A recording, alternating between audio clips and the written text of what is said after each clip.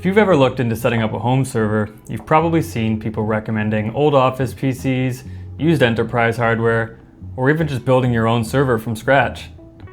But what if you could skip all of that and still end up with a fully capable home server? Well, that's exactly what the ZimaBoard 2 here is trying to help you do. IceWhale sent me this unit here, and I've been playing around with it for about a couple weeks now. It's a compact server designed to get you up and running with as little setup as possible. Today, I'm going to show you what's in the box, how easy it really is to get started with this thing, and try out some popular applications. Then, I'm going to put it to work as a temporary backup server. I'll show you exactly what the setup process is like, and whether I think this thing actually delivers on its promise. If you're new here, I'm Jonathan, and I make tech videos for regular people. I try to make the most out of the technology I have laying around my house, and I try my best to own my own data, not depend on big tech, and not let my technology own me. I also do some retro gaming content as well, so if you're into any of that, hit the subscribe button and join me on my YouTube journey. Inside the box, you'll find the ZimaBoard 2 itself, obviously, and a power adapter, with all the plug types for different regions around the world. They also include a small fan and a cable to connect SATA hard drives. They also sent me the hard drive bay add-on and a mini DisplayPort to HDMI adapter. You do need to provide your own Ethernet cable, so you can plug this into your router or your switch. Also, the included box can actually be turned into a little stand to hold this thing, along with some SSDs if you choose. Kinda cool. Right away, the first thing that you might notice is just how small this thing really is. When you're used to thinking of servers in large cases or rack-mounted monstrosities, it's kind of funny to see something that literally fits in the palm of your hand. Here it is beside a phone, just for reference. Taking a closer look at the hardware here, you have a mini DisplayPort, dual 2.5 gig Ethernet ports, dual USB 3.1 ports, a DC power jack, and SATA ports to connect hard drives. You also get a PCIe Gen 3 slot, so you can literally connect a GPU to this thing, or more likely another board for M.2 drives or something else like that. One thing I really like is that despite the size of this, it's not really trying to be a Raspberry Pi replacement. This has much more horsepower than that, and it's actually designed to be a dedicated home server. This thing has an Intel N150 processor, so it is an x86 processor, and you could pretty much install Windows on it if you really wanted to. The version I have here has 64 gigabytes of eMMC storage and 16 gigabytes of RAM. But they do have another variant with 32 gigabytes of eMMC storage and 8 gigs of RAM. So this hardware is more than capable of running your typical self-hosted services. And embarrassingly, the CPU in this thing is actually better than the one in my main home server, but that one still hasn't given me any problems, so I'm putting off replacing it. But this isn't about replacing a high-end server or anything like that. What this is about is making self-hosting accessible without having to build some crazy computer first. Okay, so now comes the part that usually scares people away from self-hosting. If you've ever built a server before, you know the process. After building, which in itself is its own task, you have to download an operating system, flash it to a USB drive, boot into the BIOS, install the OS, configure your network, and then you can finally start installing the software that you actually wanted to use in the first place. But with the ZimaBoard 2, this is a super quick and easy process. All you need to do is plug in Ethernet, plug in power, wait for it to boot, open your router's configuration, find the ZimaBoard's IP address, and then enter that IP address into a browser on another PC on your network. You complete the initial setup questions, and you're in. Now obviously that's not the entire setup process. You still need to configure your storage if you have it and install applications that you actually want to use. But getting from an unopened box to a working server really is that quick. And that's a big portion of the battle here. So now let's take a look around. The ZimaBoard comes pre-installed with ZimaOS, and it's built specifically for home servers. So instead of dropping you into some Linux terminal, everything is managed through a clean web UI. You've got storage management, Docker containers, system monitoring, network settings, basically everything you'd expect, but laid out in a way that's approachable even if you've never run a server before. So could you do all this yourself on a regular PC? Absolutely. But then you'd be installing an OS, configuring everything manually, and maintaining it yourself as well. And it is worth noting here that you can install any other OS of your choosing on this thing, and actually IceWhale even encourages this. But if you're just starting out, ZimaOS is a great starting point, and it's a good way for you to learn. Here, you're ready to start installing applications almost immediately. So now that the server is up and running, let's see how quickly we can actually make it useful. Today, we're just going to stick with some typical apps, since that's what I feel that most users getting this board are going to be using it for. So ZimaOS has a built-in app store, so instead of manually configuring containers, a lot of the most popular self-hosted applications are actually already available here. And in most cases, it's actually just one click to install. You can also manually configure containers if you'd like, just FYI. So let's just try a few from the App Store. Jellyfin. Let's try that one first.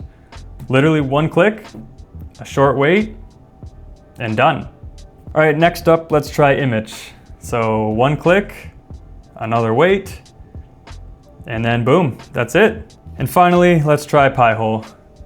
One click, and network-wide ad blocking achieved, just like that. And you can go in after the fact and change some settings if you wish. You can change the IP address, the repository you're pulling from, the application icon, mounted volumes, things like that, but you don't have to. And again, maybe this is obvious, but there's still some configuration required within the applications themselves, depending exactly on what you're trying to do here. But the point is to show how easy this thing is to really get started with if you're just a beginner. If you've never touched Docker before, this is a much friendlier place to start than just staring at a terminal window. So there's actually so much that I want to do with this thing, but this video would be hours long if I actually showed everything. And I do want to save some plans for future videos using this board. So for right now, I just want to test it out as a simple backup server. My most important files will be synced between the ZimaBoard and my main server, because having another backup is always a good thing. But before I turn this into a backup server, it actually needs somewhere to store all those backups. And if you're using this as a media server of some sort, you will also need more storage than just the eMMC storage included on the board. So with the ZimaBoard, IceWhale also sent over their hard drive rack, which lets you add 2 hard drives without needing to build a custom enclosure or have them loose or anything like that. And putting it together only takes a couple of minutes. So once everything's connected, ZimaOS immediately recognizes the drives. And from there, you can create storage pools, shares, or dedicate the drives however you want, really. Now, for regular use, I do recommend having a 2-drive array just in case one of them fails. Okay, so with the storage configured, now I want to put this thing to work. I've been wanting a dedicated backup server for a while now, and this ended up kind of being the perfect opportunity to test some things out. Right now, my main server handles everything. My media, my photos, files, containers, you name it. And I do have a buddy who also runs a home server, shout out Tyler, and we both back up to each other's servers overnight using Copia. This here would be a second backup of my data, so I'm extra safe. Additionally, if something ever happened to my main server, I'd rather just have this second server ready to go than start over from scratch with a new server. So let's first start by creating a network share on the ZimaBoard. You can do this by going into the Files application on your homepage. You create a file where you want the backups to live, and then you share it via SMB. And side note, this is exactly what you do also if you want to use this as a NAS. And then you just access this shared SMB share on a folder on any of your PCs on your network. For my backup, I'm using Copia, as I mentioned earlier. On my main server, I have an instance of Copia running in a Docker container. And then I have my ZimaBoard's SMB share mounted on my Unraid server and within the Copia container. And I can set this up to back up to the network share that I just created. You set a time for it to back up, once every 24 hours, usually overnight, and then you can choose which backups to keep, daily, weekly, monthly, etc. Set and forget, and that's pretty much it.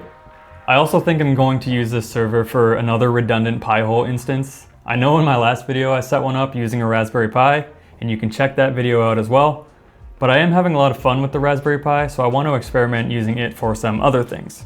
So for now, this ZimaBoard is actually just going to run everything that I need a redundant backup for.